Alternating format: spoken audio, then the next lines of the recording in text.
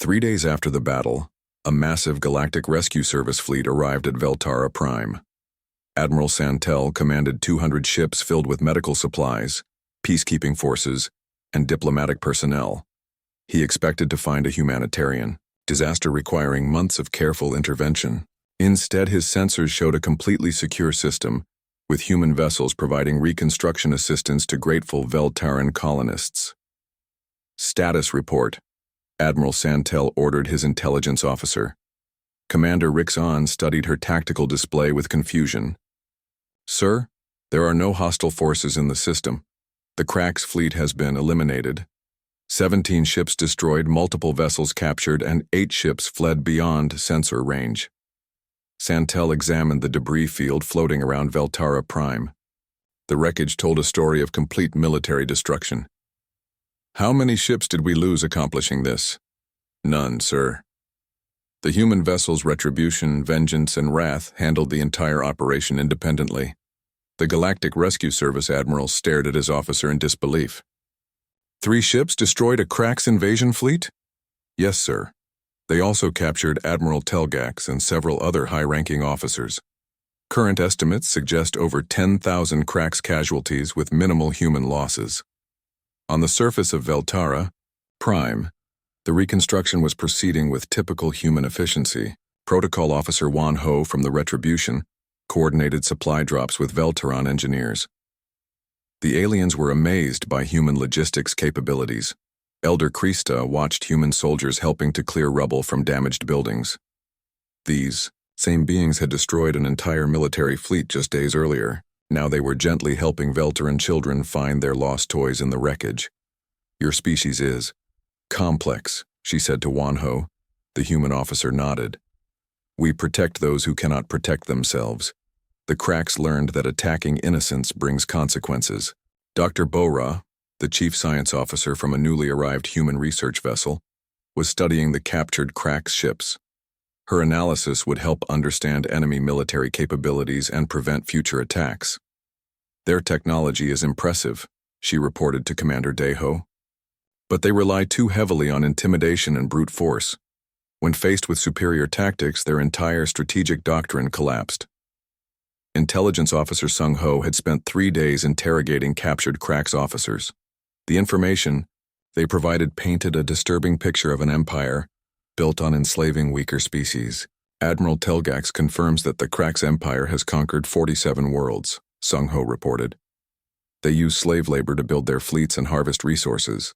The survivors will spread word about what happened here. Commander Deho understood the implications. News of the Krax defeat would travel throughout the galaxy. Other predatory species would learn that attacking human-protected worlds carried a steep price.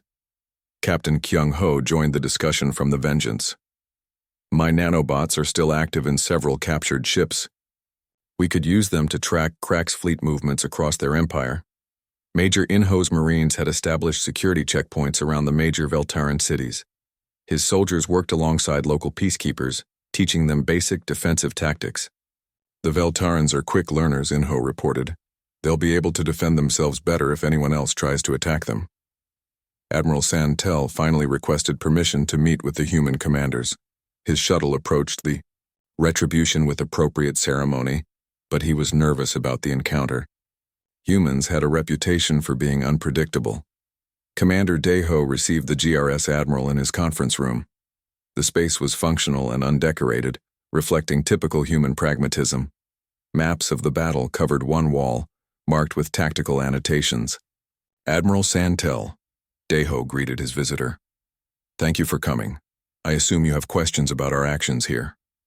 Santel studied the battle maps with professional interest. Commander, my service has protocols for handling situations like this. Negotiations, ceasefires, neutral zones, prisoner exchanges. You seem to have skipped most of these steps. The Krax were murdering civilians, Deho replied simply. Negotiation was not appropriate. But the loss of life. Surely some diplomatic solution could have been found. Deho gestured to a tactical display showing the original Krax positions. They were bombarding refugee shelters. Every minute we spent negotiating would have cost innocent lives. We chose efficiency over diplomacy. Santel was beginning to understand why other species found humans so difficult to predict. They operated according to a moral framework that prioritized results over process. Dr. Young Ho joined the discussion with medical reports from the battle. Crack's casualties were primarily due to their own tactical errors. When we offered surrender terms, most crews rejected them. The deaths were their choice, not ours. On Veltara Prime, the reconstruction continued with remarkable speed. Human engineering teams worked around the clock to restore power grids, communication networks, and water treatment facilities. Their technology was rugged and easy to repair. Elder Krista broadcast a message to the galactic community from her rebuilt communication center. Her words would reach thousands of worlds within hours. The Veltaran people thanked the humans who came to our aid. When we sent our distress call, we hoped someone would help us. We never imagined anyone would save us so completely. The message included sensor recordings from the battle. Other species studied the tactical data with growing amazement. 3 human ships had accomplished what most military strategists would consider impossible. Captain Nam Ho reviewed intelligence reports from across the galaxy. The news was spreading faster than hyperspace communications could carry it. 17 different species have requested protection agreements, he reported to Commander Deho. The Altarians want to hire human security forces. The Zenthari are asking about alliance terms. The Crack's empire was experiencing its own reactions to the defeat. Emperor Zargoth had lost 2 entire fleets and his best admirals. Worse, the Abya humans had proven that Crack's military might was not invincible. Rebellion was spreading through conquered worlds as enslaved species learned that their masters could be defeated. The Empire's expansion had stopped completely while they dealt with internal chaos. Good, Commander Deho said when he heard the news. Maybe they'll think twice before attacking innocents again. As the human ships prepared to leave Veltara Prime, Elder Krista presented them with a gift. It was a crystal sculpture carved from the rarest minerals in their world, depicting the moment when the retribution first appeared on their sensors. This will remind future generations that help can come from unexpected places, she said. Wan Ho accepted the gift on behalf of all 3 crews. If you ever need help again, you know how to reach us. The human vessels departed Veltara Prime with quiet efficiency. They had accomplished their mission and were ready to return to their patrol duties on the galactic frontier. But their work had changed something fundamental in galactic politics. Word spread through trading networks, diplomatic channels, and military intelligence services. A new message echoed across thousands of worlds. This system under human protection. The simple warning carried weight because everyone now knew what it meant. Attack at your own risk, because the children of Earth don't send rescue fleets. They send predators. And predators always finish what they start. The SOS had indeed reached Deathworlders. But the galaxy learned that sometimes the most effective aid doesn't come in the form of supplies or negotiations. Sometimes it comes in the form of overwhelming violence applied with surgical precision against those who prey upon the innocent. The message was clear. Humanity would not tolerate injustice. They would not negotiate with murderers. They would not compromise with slavers. They would simply eliminate them. And across the galaxy, in places where the strong oppressed the weak, tyrants began to look over their shoulders and wonder when the humans might come for them next. Admiral Morgax thought his surrender would end the battle. He was wrong.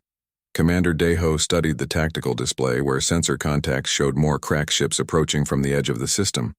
Long-range sensors detect 30 additional vessels, reported Lieutenant Sora. They're broadcasting crack 7th Fleet identification codes. Captain Kyung-ho's voice crackled over the communication channel from the Vengeance. Looks like someone called for reinforcements. Major Inho, confirmed from the Wrath. My intelligence teams are interrogating prisoners. The 7th Fleet was already en route when we arrived. Admiral Telgax commands them. Commander Deho nodded calmly. 30 ships against 3. Most commanders would consider retreat at this point. But Deho was not most commanders, and his crews were not ordinary soldiers. They were humans, and humans had never learned when to quit. Dr. Young-ho on the Wrath analyzed the incoming fleet's composition. 15 dreadnoughts, 10 cruisers, and 5 support vessels. Full battle formation. They mean business. The Crack's reinforcements dropped out of hyperspace in perfect formation.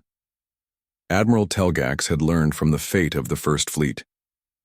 His ships approached with shields raised and weapons ready. Telgax was the most experienced Crack's commander in their empire. He had conquered 47 worlds and enslaved dozens of species. The wreckage floating around Veltara Prime told him he was facing something different this time. Human vessels, he broadcast on all frequencies. You have destroyed Crack's military assets and killed Crack's citizens. This is an act of war. Withdraw immediately or face the consequences. Commander Deho's response was simple and direct. You attacked innocent civilians. We responded appropriately. Leave this system now or join the wreckage of your friends. Telgax studied the 3 human ships on his tactical display. They were vastly outnumbered but showed no signs of retreat. Either they were incredibly brave or completely insane. He was about to discover it was both. The Crack's fleet opened fire from maximum range. Hundreds of missiles and energy beams crossed the space between the opposing forces. It was a coordinated barrage designed to overwhelm any defense through sheer volume. The 3 human ships scattered in different directions. Each captain had chosen his own tactics based on his vessel's strengths. They moved with the fluid coordination of predators who had hunted together for years. Captain Kyung-ho took the Vengeance on a high-speed run through the enemy formation. Weapons specialist Dong-ho fired nano-plague torpedoes at every target they passed. The microscopic weapons began their invisible work of sabotage inside Crack systems. Major In-ho drove the Wrath straight at the largest enemy dreadnought. His ship was built for close combat and boarding actions. Where other species tried to maintain safe distances, humans sometimes preferred to get personal with their enemies. Commander Deho kept the Retribution in the center of the battle, drawing enemy fire while his companions struck from unexpected angles. Engineer Taejin charged the gravity lance for continuous fire operations. The first Crack's casualty came when a cruiser's navigation system failed due to nanobots. The ship veered into its neighbor's path, and both vessels collided in a spectacular explosion. 2 ships destroyed without the humans firing a shot. Lieutenant Sora launched a spread of smart missiles at a dreadnought that had isolated itself from the main formation. The weapons wove through defensive fire and struck critical systems with surgical precision. Communications Officer Minho intercepted panicked Crack's transmissions. Sir, their communication networks are being disrupted by those nanobots. Individual ships are losing contact with Fleet Command. Dr. Yoonji monitored enemy life signs through her medical sensors. Stress levels are spiking across multiple vessels. They're not handling the chaos well. The Cracks had expected a traditional space battle with formal formations and predictable tactics. Instead, they faced an enemy that seemed to ignore all the established rules of warfare. Sergeant Ji-ho prepared his Marines for boarding actions. The Wrath had closed to ramming distance with Admiral Telgax's flagship. Magnetic clamps locked the ships together, while human soldiers prepared to storm the enemy vessel. Boarding parties away, Ji-ho reported as his troops flooded through airlocks and hull breaches. The fighting inside the Crack's ship was savage. Telgax's elite guards were the best warriors in their empire. Equipped with the finest weapons and armor, they discovered that human Marines were something entirely different. Humans had evolved on a world where everything tried to kill them. They had survived ice ages, plagues, natural disasters, and countless wars against their own species. Combat was not just their profession, it was their nature. The Crack's guards fell back deck by deck as human Marines advanced through their ship. Ji-ho's soldiers moved with the relentless persistence of their ancestors, who had hunted mammoths across frozen tundra. Meanwhile, the space battle continued around them. Engineer Taejin fired the gravity lance repeatedly, crushing enemy ships, one by one. Each shot required precise timing and perfect targeting, but humans had been throwing projectiles at moving targets for millions of years. Captain Kyung-ho completed his high-speed run through the enemy formation. Half the Crack's fleet was now infected with nanobots. Ships began experiencing system failures as their own technology turned against them. Enemy fleet cohesion is breaking down, reported weapons specialist Dong-ho. multiple vessels showing signs of mechanical and computer failures. Admiral Telgax tried to rally his remaining ships, but his communications system was compromised by nanobots. Individual captains were making their own decisions, and most of those decisions involved running away. The Krax Empire had built its military doctrine around overwhelming weak opponents through superior numbers and firepower. They had never learned to adapt when faced with enemies who refused to follow the script. Dr. Young-ho monitored the battle from his medical station. Krax casualties are mounting rapidly. Their medical systems can't handle the stress of this kind of fighting. On the flagship's bridge, Sergeant Jiho's Marines had fought their way to within one deck of Admiral Telgax's command center. The Krax Admiral realized his ship was lost and activated the self-destruct sequence. Jiho anticipated this move. His intelligence briefings had covered Krax psychology and tactical preferences. He reached the bridge just as Telgax's hand moved toward the final activation switch. The human sergeant's reflexes were faster. His weapon fired once, stunning the Krax Admiral before he could complete the destruct sequence. Jiho's Marines secured the bridge and disabled the countdown with seconds to spare. Flagship captured. Jiho reported to his commanders. Admiral Telgax is our prisoner. The remaining Krax ships saw their commander's vessel fall under human control. Their formation, already weakened by nanobots and fear, completely collapsed. Individual captains began broadcasting surrender messages or simply fled toward the edge of the system. Commander Dae-ho opened a channel to all surviving enemy vessels. His voice carried the authority of someone who had just destroyed 2 fleets in a single day. Attention, Krax ships, your admiral is captured. Your fleets are destroyed. You have one chance to leave this system alive. Take it now. The response was immediate. Every remaining Krax vessel that could still move began retreating toward hyperspace jump points. They left behind their damaged companions and dead crews without a second thought. In the underground shelters on Veltara Prime, Elder Krista watched her sensors in amazement. 47 Krax warships had entered their system. Only 8 were escaping. The rest floated as wreckage or drifted as captured hulks. 3 human ships had accomplished what an entire galactic fleet would have found impossible. The children of the Deathworld had shown the galaxy what happened when predators decided to protect instead of hunt. But they were still predators. And the hunt was not over yet. Admiral Morgax watched the human ship approach on his tactical screen. The Retribution moved with the same deadly confidence it had shown throughout the battle. Behind it floated the wreckage of 13 Krax dreadnoughts.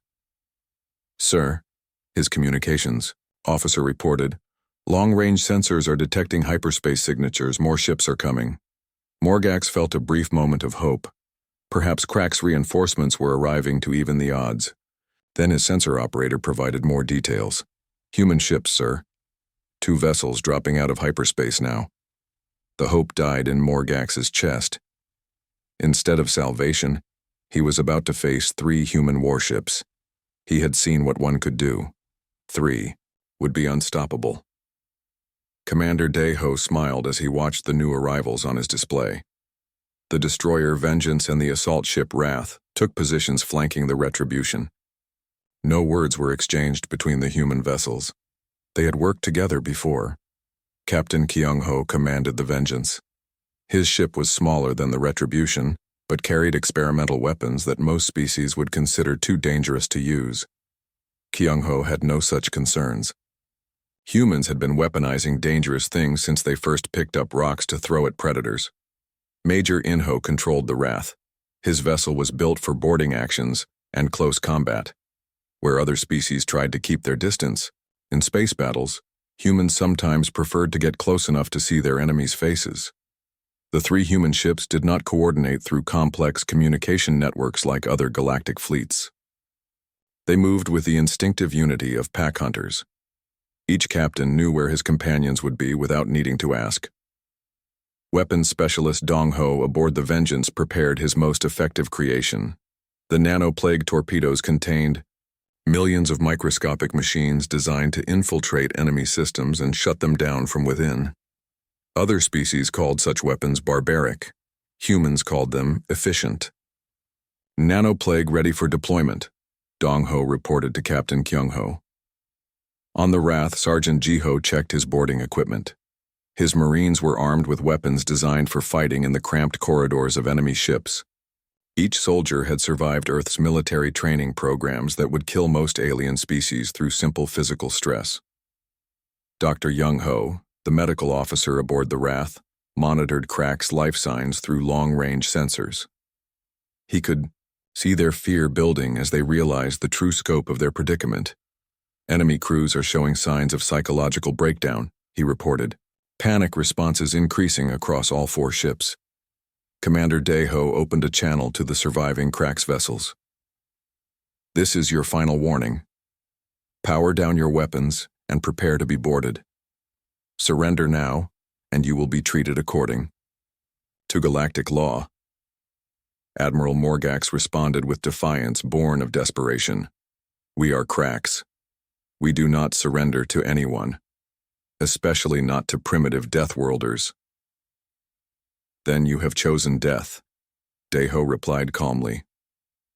The 4 remaining Cracks ships opened fire simultaneously.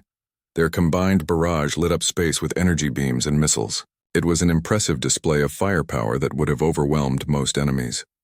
The 3 human ships scattered like wolves, avoiding a desperate prey animal's final charge. They had analyzed Crack's weapons throughout the battle and knew exactly how to avoid them. Captain Kyung-ho fired his nanoplague torpedoes at the nearest enemy vessel. The weapons looked like ordinary missiles, but their payload was far more insidious. When they struck the Crack's ship's hull, they released clouds of microscopic machines. The nanobots spread through the enemy vessel's systems like a disease. They consumed power cables, jammed computer circuits, and corrupted data files. Within minutes, the Crack's dreadnought was drifting helplessly as its own technology turned against it. Major Inho brought the Wrath alongside the disabled vessel. Magnetic clamps locked the 2 ships together while his Marines prepared for boarding. The Crack's crew tried to resist, but their weapon systems were no longer responding to commands. Sergeant Ji-ho led the first wave of boarders through the airlock. His Marines moved through the enemy ship with practiced efficiency. Crack's warriors tried to stop them, but discovered that humans were as deadly in close combat as they were in space battles. The fighting was brutal and brief. Crack's soldiers were larger and stronger than humans individually, but they had never learned to fight as a coordinated unit. Human Marines worked together like a single organism, covering each other's movements and eliminating threats with surgical precision. Meanwhile, the Retribution and Vengeance engaged the 3 remaining Crack ships. Engineer Taejin fired the gravity lance at Admiral Morgax's flagship. The enemy vessel's shields held for a few seconds before collapsing under the impossible forces. Lieutenant Sora launched a spread of smart missiles at the second target. The weapons used their advanced guidance systems to strike weak points in the enemy's armor. Each explosion sent shockwaves through the Crack's ship's hull. Communications Officer Min Ho intercepted enemy transmissions filled with terror and confusion. The Crack's crews were reporting system failures, boarding parties, and weapon malfunctions. Their organized military formation was falling apart. Dr. Yoon-ji studied the psychological data flowing from her sensors. They're breaking, she announced. Command structure is collapsing. Individual crews are starting to act independently. Commander, Daeho nodded. This was the pattern he had expected. The Crack's empire was built on intimidating weaker species. When faced with superior opponents, their unity dissolved into chaos. On the disabled Crack's vessel, Sergeant Ji-ho's Marines had reached the bridge. The enemy captain tried to activate his ship's self-destruct system rather than face capture. Ji-ho stopped him with a single precise shot that shattered the alien's weapon without killing him. Secure the prisoners, Ji-ho ordered his troops.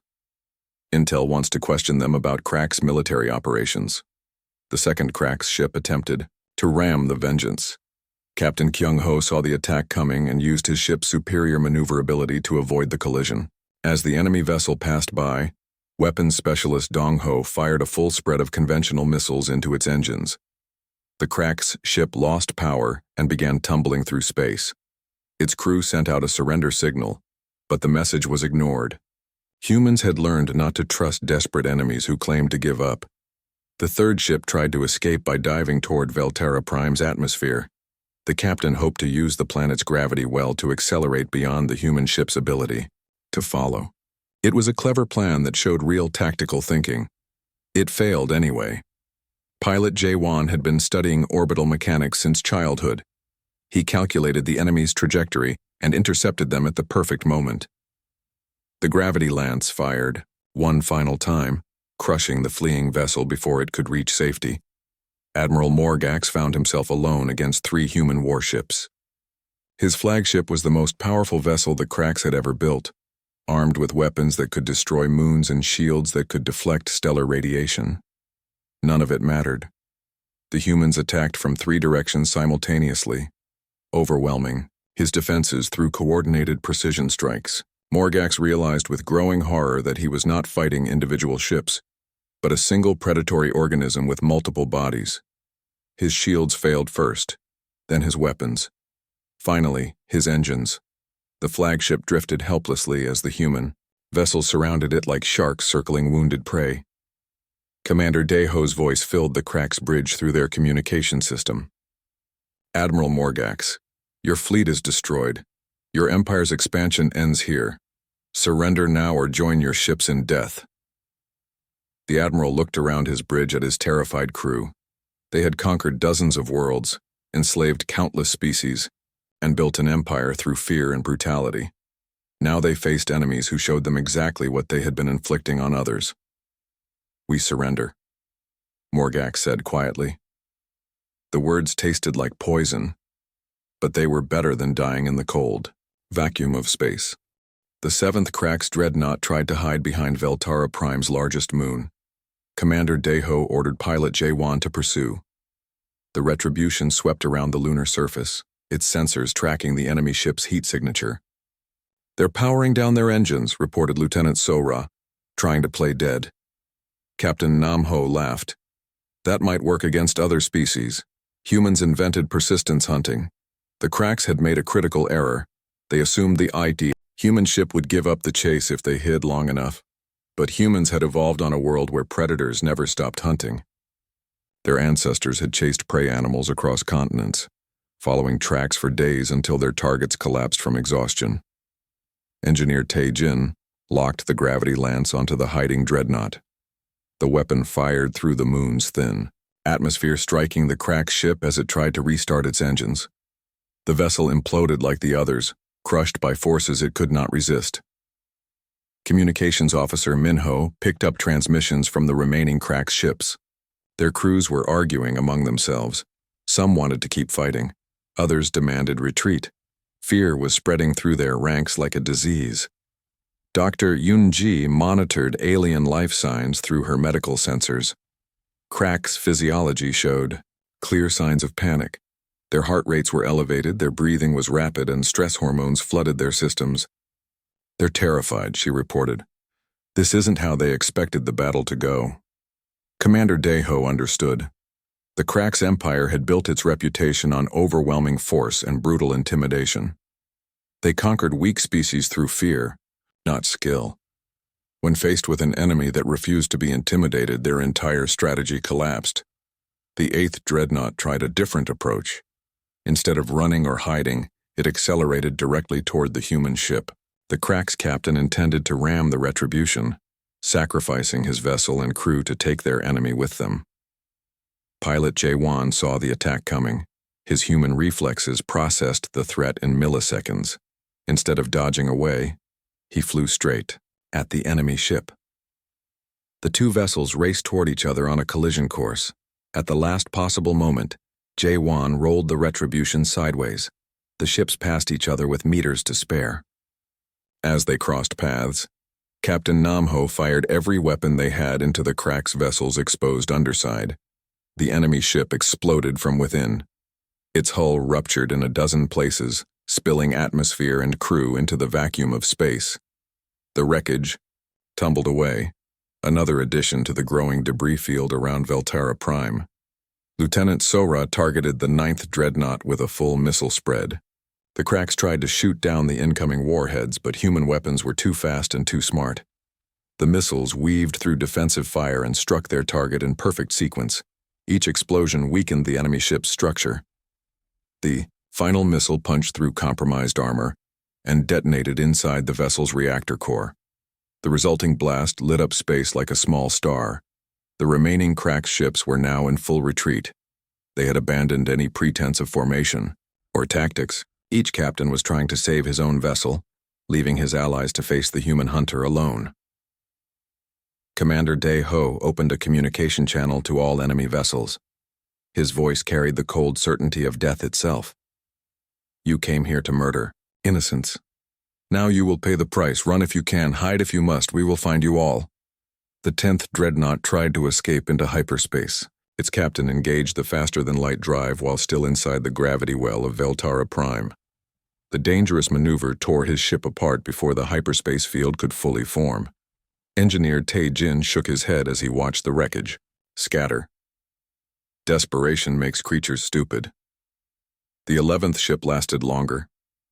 Its crew had some skill and kept their distance while firing long-range missiles at the Retribution. But human point defense systems were designed by paranoid survivors. Every incoming warhead was destroyed before it could reach its target. Pilot Jae-won closed the range gradually, using the planet's gravity to slingshot around and approach from an unexpected angle. When they were close enough, the gravity lance fired again. Another cracked dreadnought became a ball of crushed metal. The 12th and 13th ships tried to coordinate their attack. They approached from opposite directions, hoping to catch the human vessel between their combined firepower.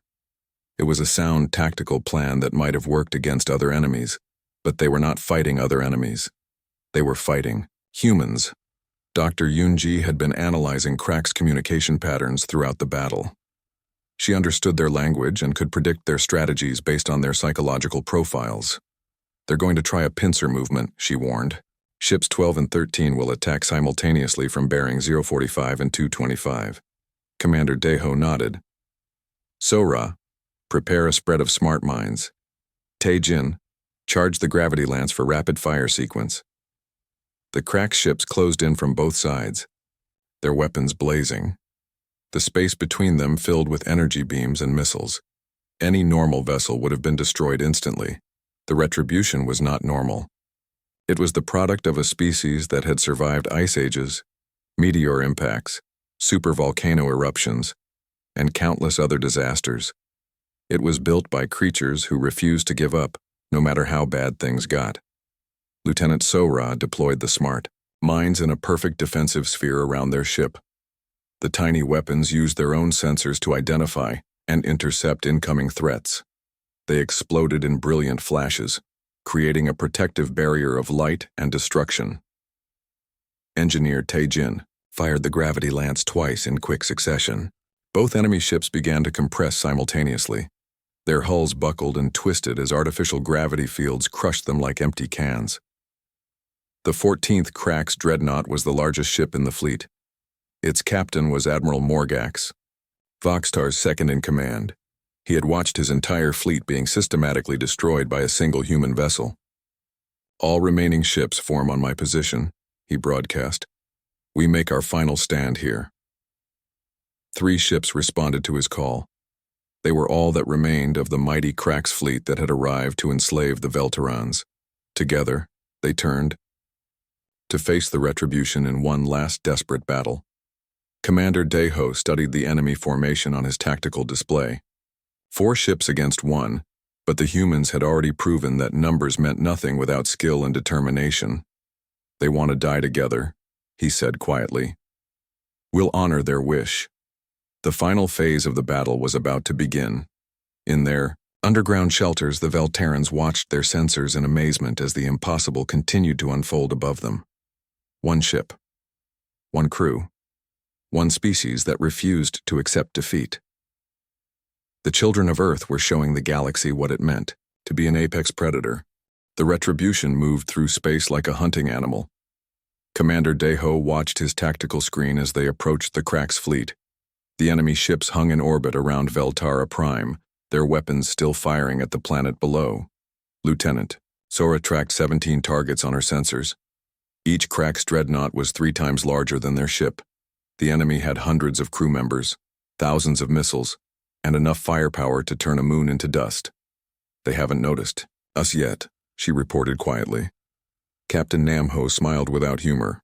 The Cracks were used to fighting weak enemies who announced their presence and begged for mercy. They expected formal challenges and lengthy negotiations before any real fighting began. Most galactic species followed these polite rules of war. Humans had different rules. Engineer Taejin powered up the gravity lance, their most deadly weapon. The device could create artificial gravity fields strong enough to crush enemy ships from the inside out.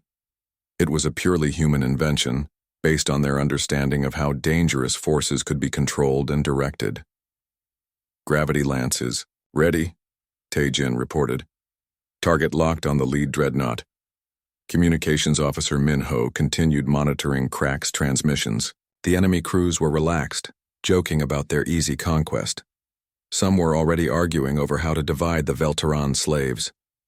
They had no idea death was approaching. Pilot J1 calculated attack vectors in his head. Human brains processed information faster than most alien species.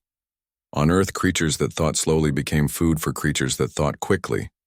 Evolution had made humans into natural tacticians. Dr. Yoonji studied the enemy fleet composition through her medical scanner. She could detect life signs on each ship, identifying crew numbers and species. The information would help target critical areas during combat. "Crack's physiology shows weakness in their respiratory system," she noted. "If we can breach their hulls, they'll suffocate quickly." Commander Daeho nodded. His crew had worked together for years, hunting pirates and criminals across the galaxy's dangerous frontier regions. They moved with the smooth coordination of a pack. The Retribution closed within weapons range. The Crack's fleet still showed no signs of alarm.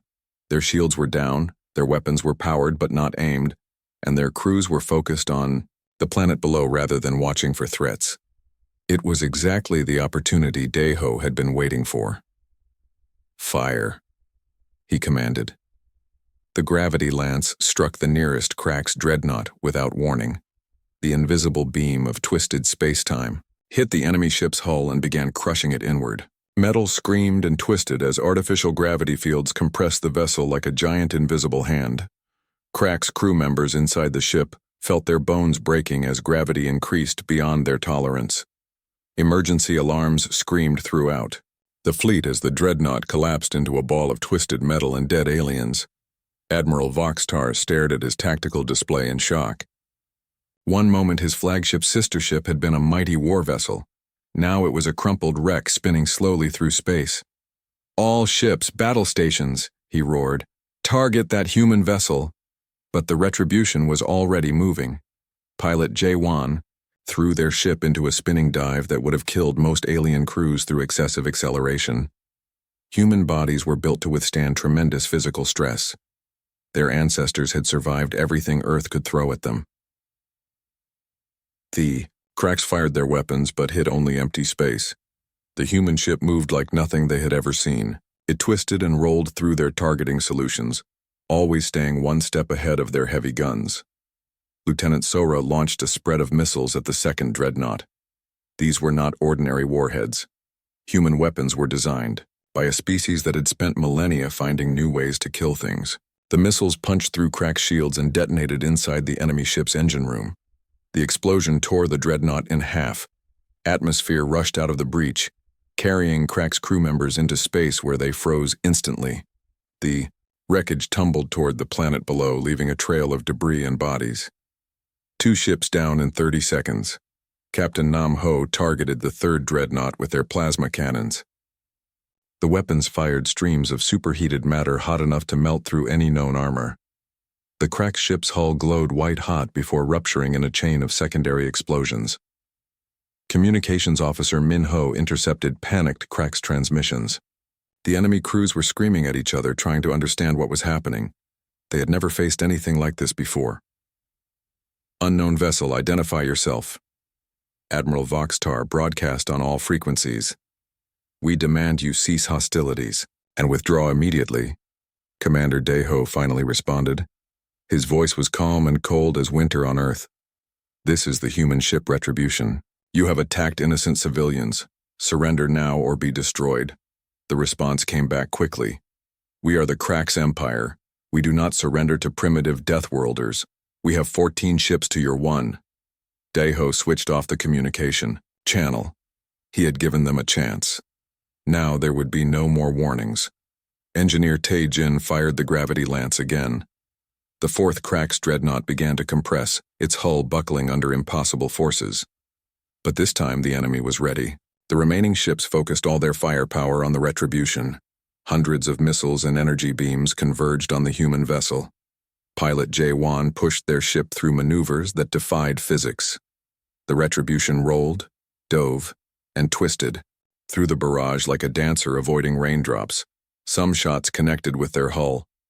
The ship shook under the impact, but human engineering held. Earth's violent environment had taught humanity to build things that lasted. Their technology was simple, brutal, and nearly indestructible. Dr. Yoon-ji reported damage from her medical station. Minor hull breaches on decks 4 and 7. No casualties. The 5th Cracks dreadnought exploded as Lieutenant Sora's missiles found their target. The 6th ship tried to ram the Retribution, but Jae-won rolled out of the way at the last second. The enemy vessel passed so close that its shield scraped against the human ship's armor. Captain Namho fired the plasma cannons at point-blank range. The Crack ship's bridge disappeared in a ball of fire, taking Admiral Voxtar and his command crew with it. The remaining Crack ships began to retreat. They fired their engines and tried to reach the edge of the system where they could escape into hyperspace. But the Retribution was faster. Human ships were built for pursuit, not just battle. Commander Daeho smiled as he watched the enemy flee. The Cracks were learning what every predator on Earth knew. Sometimes the hunter became the hunted. In the underground shelters on Veltara Prime, the Veltarans listened to their sensors in amazement. The sounds of orbital bombardment had stopped. The Cracks fleet was breaking apart, ship by ship. Elder Krista could hardly believe what she was seeing. One alien vessel was destroying an entire fleet. The readings made no sense according to everything she knew about space combat. What kind of beings are these humans? She whispered. Her answer came from the tactical display. The human ship moved through space with deadly purpose, hunting down fleeing Cracks vessels one by one. It showed no mercy and accepted no surrender. These were the children of a death world. They had evolved to be perfect killers, and now they were on the side of the innocent. The mining colony on Veltara Prime had always been peaceful. The insect-like Veltarans spent their days carefully extracting beautiful crystals from deep underground caves. They had no weapons, no armies, and no enemies. That changed when the Cracks Empire arrived. Captain Hyun-woo sat in his patrol ship, checking routine reports from across the galaxy. The Galactic Rescue Service kept him busy with small problems. Lost cargo ships, broken communication arrays, and minor disputes between trading partners. Nothing exciting ever happened on the outer rim. Then the emergency signal came through. The transmission was weak and broken. Static filled most of the message, but Hyun-woo could hear the fear in the alien voice. The Veltaran spoke in broken galactic common, begging for help. His people were trapped underground while enemy ships destroyed everything above them. Hyun-woo played the message again. The Veltaran described huge war machines rolling through their cities. Buildings collapsed. Families hid in mining tunnels, running out of food and water. Children cried in the darkness while their parents tried to keep them quiet. The captain checked his star charts. Veltara Prime was 3 weeks away from the nearest rescue fleet. By the time help arrived, everyone would be dead or captured. The Cracks Empire was known for turning peaceful species into slaves. They worked their prisoners to death in weapon factories and mining camps. Hyun-woo sent the distress call up the chain of command. Some admiral would read it in a few hours, maybe send a strongly worded message to the Cracks. Meanwhile, innocent people would die. The same transmission reached another ship in the area. The human vessel Retribution prowled through empty space near the galactic edge. Most species avoided this region. Space pirates, dangerous radiation storms, and worse things lurked in the darkness between stars. Commander Deho read the Veltaran message on his command screen. His crew gathered around him, all humans from the planet Earth. The galaxy called their world a death world because everything there tried to kill everything else. Poisonous plants, deadly animals, extreme weather, and diseases that could wipe out entire populations. Most alien species thought humans were barely civilized savages. They tolerated Earth's membership in galactic society, but kept humans at arm's length. Better to let the dangerous Deathworlders stay on their violent planet. This attitude was about to change. Lieutenant Sora pulled up tactical information about the Krax Empire. They controlled dozens of star systems through fear and brutality. Their ships were heavily armed and their soldiers showed no mercy. When the Krax conquered a world, they took everything valuable and left the rest to die. 17 dreadnoughts in orbit, Sora reported. They're bombing civilian areas and hunting survivors. Standard Krax tactics. Captain Namho studied the battle data. The Krax had made several mistakes. They positioned their ships to intimidate rather than defend. Their formations looked impressive but left huge gaps in their coverage. Any experienced warrior could exploit these weaknesses. Engineer Taejin checked the Retribution's weapon systems. Everything was ready. The gravity lance was fully charged. The missile tubes were loaded, and the defensive screens were online. Communications Officer Minho intercepted Krax military channels, learning their patrol schedules and command codes. Commander Deho made his decision. The Retribution would not send a rescue fleet. They would not negotiate with the Krax. They would not ask for backup or wait for orders. They would go hunting. Dr. Yoon-ji prepared her medical bay for casualties.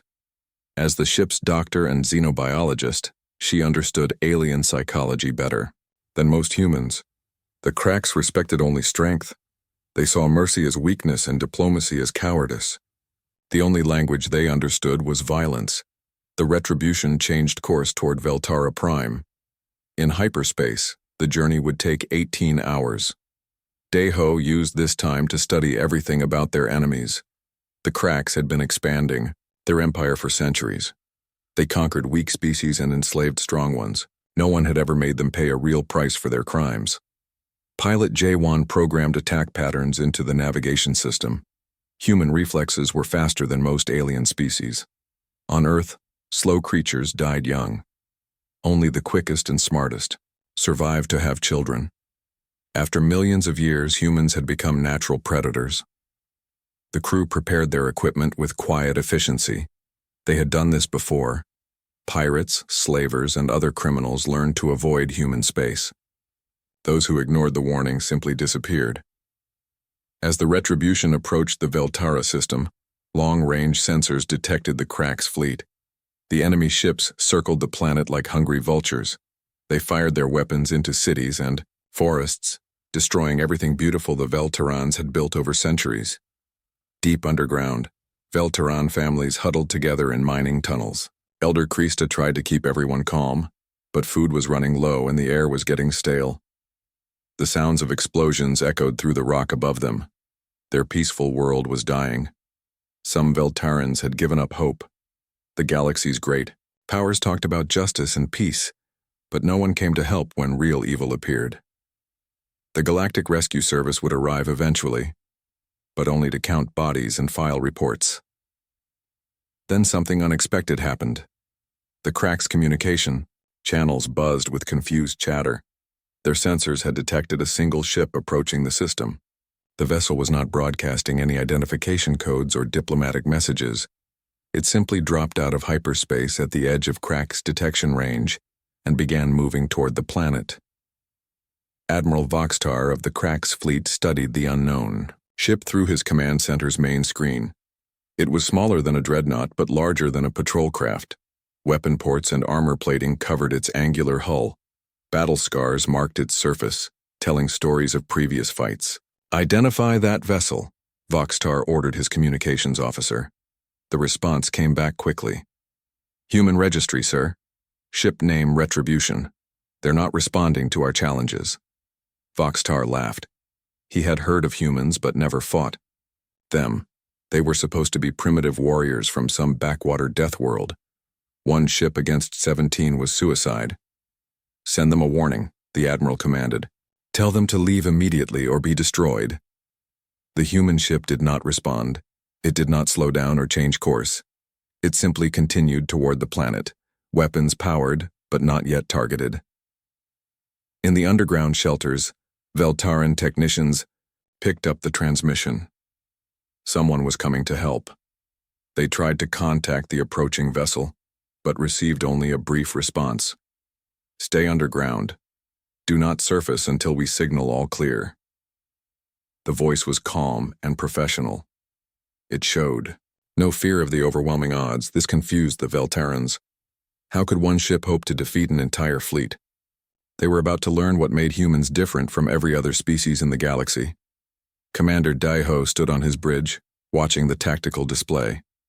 17 enemy ships against 1. Most alien commanders would retreat or try to negotiate.